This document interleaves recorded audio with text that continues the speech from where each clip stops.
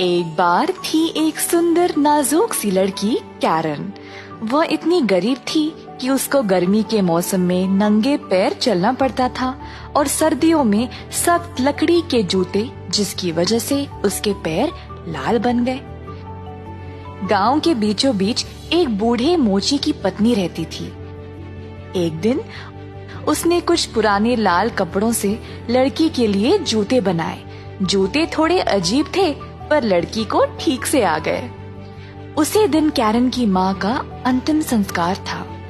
इस दिन के लिए ये लाल जूते ठीक नहीं थे, पर कैरन के पास और कोई नहीं थे, तो वह लाल जूते पहने अपनी माँ के ताबूत के पीछे चलती गई। उसी समय एक घोड़ा गाड़ी वहां से गुजरा, जिसमें से एक महिला ने कैरन को देखकर तरस खाया। इस लड़की को मुझे दे दो, कहा महिला ने पादरे से। मैं इसका ख्याल रखूंगी। कैरन को लगा ये सब उसके लाल जूतों की वजह से हुआ, पर महिला को जूते बहुत भयानक लगे और उनको तुरंत जला देने का आदेश दिया। फिर कैरन को साफ सुथरे कपड़े में तैयार किया। कुछ दिनों बाद महारानी और उनकी छोटी बेटी गांव में आए यात्रा पर। सारी भीड़, जिनमें कैरन भी थी, जमा हुए महल के बाहर छोटी राजकुमारी को देखने के लिए, जो सफेद गाउन पहने अपनी खिड़की के पास खड़ी थी। उसके सिर पर कोई ताज नहीं था, पर उसने पहने थे खूबसूरत लाल रंग के मोरक्को के जूते, जो कैरन के जूते से कई ज्यादा सुंदर थे। अब कैरन बड़ी हो चुकी थी। उसके बपतिस्मा का समय आ गया, तो उसके लिए नया फ्रॉक और जूते चाहिए थे। मोची ने उसके पैर का माप लिया अपने दुकान पर, जहाँ थे कई सुंदर जूते और बूट। उनमें से थे एक लाल जूते का जोड़ा, जो बिल्कुल राजकुमारी के जूतों की तरह था। बूढ़ी महिला को ठीक से नहीं दिखाई देता था, तो उसे ज्यादा कुछ समझ नहीं आया। क्या ये चिकनाए हुआ चमड़ा है जो इतना चमक रहा है? हाँ, वाकई कितना चमक है इसमें। और ये जूते उसके पैरों में बराबर आए, तो खरीद लिया। बूढ़ी महिला को पता ही नहीं लगा कि ये जूते लाल रंग के थे, नहीं तो वह उसको चर्च में लाल रंग के जूते कभी पहनने नहीं देती। सब लोगों की नजर कैरन के जूतों पर ही थी। जब कैरन वेदी की ओर चल रही थी, तो ऐसा लग रहा था कि जैसे प्राचीन पुतले, तस्वीरों में लोग, सबकी नजर उसके जूतों पर ही थी। जब पादरे ने उसके सिर पर हाथ रखकर उपदेश दिया कि वह अब कैसे एक जिम्मेदार ईसाई है, कैरन सिर्फ अपने लाल जूतों के बारे में ही सोच रही थी। दोपहर में जब बूढ़ी महिला ने सबको कैरन की लाल जूतों के बारे में बात करते सुना, तो उसने कैरन को डांटा कि ये सही नहीं है और उसको चर्च के लिए हमेशा काले रंग के जूते ही पहनने चाहिए। अगले दिन कैरन का पहला कम्युनियन था। उसने अपने काले जूते देखे, फिर लाल, फिर काले, अंत में उसने लाल जूते ही पहन लिए। कैरन और बूढ़ी महिला चर्च की ओर मकाई के खेत के रास्ते से जा रहे थे। चर्च के दरवाजे पर था एक बूढ़ा सिपाही, जिसकी थी लंबी लाल रंग की दाढ़ी। वह बूढ़ी महिला के आगे प्रणाम करते हुए झुका और पूछा अगर वह उसके जूते साफ करे। पर कैरन ने उल्टा अपना पैर आगे किया। अरे वाह, कितने अच्छे नाचने वाले जूते हैं, बोला सिपाही ने। देख के रहना, नाचते समय फिसल न जाओ। और सिपाही ने उसके जूते साफ किए। बूढ़ी महिला ने उसको एक सिक्का दिया और फिर कैरन के साथ चर्च के अंदर चली गई। जब कैरन प्रार्थना के लिए अपने घुटनों पर आई, तो उसके दिमाग में सिर्फ लाल जूते थे और वह अपना प्रार्थना भी भूल गई। घर वापस जाने के समय जब कैरन ने अपना पैर आगे किया घोड़ा गाड़ी में चढ़ने के लिए, तब सिपाही ने फिर से कहा, देखो कितने सुंदर नाचने वाले जूते हैं। और कैरन अचानक से नाचने लगी। ऐसा लग रहा था कि जूते अपने आप नाच रहे थे और कैरन कुछ नहीं कर पाई। गाड़ी वाले को उसके पीछे दौड़ना पड़ा उसको पकड़ के अंदर बैठाने के लिए, पर कैरन के पैर रुके ही नहीं। बूढ़ी महिला के पैरों पर भी चढ़ गई। जब जूते पैर से निकाल दिया तब रुकी कैरन। जूतों को अंदर कोठरी में बंद कर दिया गया, पर कैरन से रहा ही नहीं गया जूते देखने के लिए। जल्द बूढ़ी महिला बीमार हो गई और सुनने में आया कि अब वह ठीक नहीं हो सकती। अब महिला का ख्याल कैरन को ही रखना था और वह भी अपनी जिम्मेदारी जानती थी। पर एक दिन शहर में एक रॉयल बॉल होने वाला था जिसके लिए कैरन को भी निमंत्रण मिला।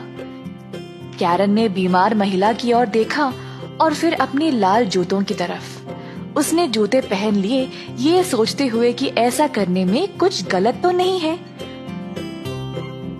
पर वह बॉल चली गई।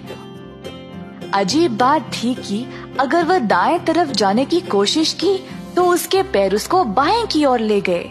जूते उसको सीढ़ियों के नीचे खुद ले गए और दरवाजा के बाहर सड़कों पे जहाँ पर वह नाचती ही गई। रात के अंधेरे में पेड़ों के बीच उसने कुछ चमकते हुए देखा। सोचा शायद लाल रंग का चांद है, पर नहीं, वो था वो लाल दाढ़ी वाला सिपाही जो अपना सिर हिलाते हुए बोला, देखो कितने अच्छे नाचने वाले जूते हैं। कैरन घबराकर परेशान हो गई और जूतों को निकालने की पूरी कोशिश की, पर जूते उसके पैरों से चिपक गए। तो कैरन बस नाचती गई, खेत के उस पार, धूप में, बरसात में, दिन और रात। कैरन रुकना चाहती थी पर उसको कोई आराम नहीं मिला। नाचते हुए वह चर्च के अंदर गई जहाँ पर उसने एक फरिश्ता को देखा, लंबे सफेद वस्त्र पहने, हाथ में चमकती हुई तलवार लिए। तेज नजरों से उसकी ओर देखकर कहा, तुम नाचोगी अपने लाल जूतों में जब तक तुम फीकी और ठंडी ना पड़ जाओ, जब तक तुम्हारा शरीर एक कंकाल ना बन जाए।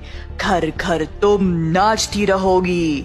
दया करो, रोई कैरन, पर वह फरिश्ते का जवाब सुन नहीं पाई क्योंकि उसके जूते उसको दरवाजे के बाहर ले गए। एक सुबह वह अपने घर के दरवाजे से गुजरी तो उसने देखा कि वहाँ से किसी की अर्थी उठ रही थी। कैरन को पता चल गया कि उसकी बूढ़ी महिला अब चल बसी। मन ही मन कैरन टूट गई और उसको लगा जैसे अब हर किसी ने उसको छोड़ दिया है और वह अकेली पड़ गई। अंत में वह नाचते हुए एक जल्लाद के घर के पास गई और बोली, बाहर आइए, बाहर आइए, मैं अंदर नहीं आ सकती क्योंकि मुझे नाचना है। तुम जानती हो मैं कौन हूँ और मैं क्या करता हूँ? जी हाँ, पर मेरी गर्दन नहीं काटना क्योंकि मुझे अपने कर्मों के लिए पछताना है। बस मेरे पैर काट दो ताकि मैं इन जूतों से छुटकारा पा सकूं। कैरन ने अपनी गलती मान ली और जल्लाद ने अपने हथियार से जूते कैरन के पैरों से हटा दिए, जो उछलते हुए जंगल की ओर जा गिर पड़े। कैरन को लगा जैसे उसके पैर भी चले गए। उन लाल जूतों की वजह से मुझे बहुत कुछ झेलना पड़ा। अब मैं चढ़ जाऊंगी जहाँ पर लोग मुझे देख पाए। पर चर्च के पास जाते ही कैरन ने वही लाल जूते नाचते हुए देखे और वह डर कर वहाँ से भाग गई। हफ्ते भर वह पछताती रही और रोती गई। जब रविवार आया तो कैरन ने कहा, अब तो शायद मैंने पछता लिया है और चर्च के बाकी के लोगों की तरह मैं भी अच्छी बन गई हूँ शायद। हिम्मत जुटाकर वह चर्च गई, पर द्वार पर पहुँचने पर वो लाल जूते वहीं पर थे नाचते हुए। भयभीत होकर वो वापस मुड़कर चली गई, दिल में अपने पाप का डर लिए। फिर वह गई एक पास्टर जी के घर और उनसे भीख मांगी उनके परिवार के सर्विस में उसको लेने के लिए। पास्टर की पत्नी ने उस पर तरस खाया और उसको आने दिया। पूरा मन लगाकर वह पास्टर का उपदेश और पवित्र ग्रंथ सुनने लगी। फिर से रविवार के दिन सब लोग चर्च के लिए हुए तैयार और कैरन से पूछा कि वह उनके साथ आएगी। उदास होकर कैरन उनको उसके बगैर जाने को कहा। अपने छोटे से कमरे में जाकर वह ग्रंथ पढ़ने लगी, साफ मन और दिमाग से। कैरन की आंखों में आंसू आ गए और वह रो पड़ी। ईश्वर, मेरी मदद करो। अचानक से सूरज धमकने लगा और वह सफेद फरिश्ता वापस आ गया। उसके हाथ में अब तलवार नहीं बल्कि एक गुलाब की डाली थी।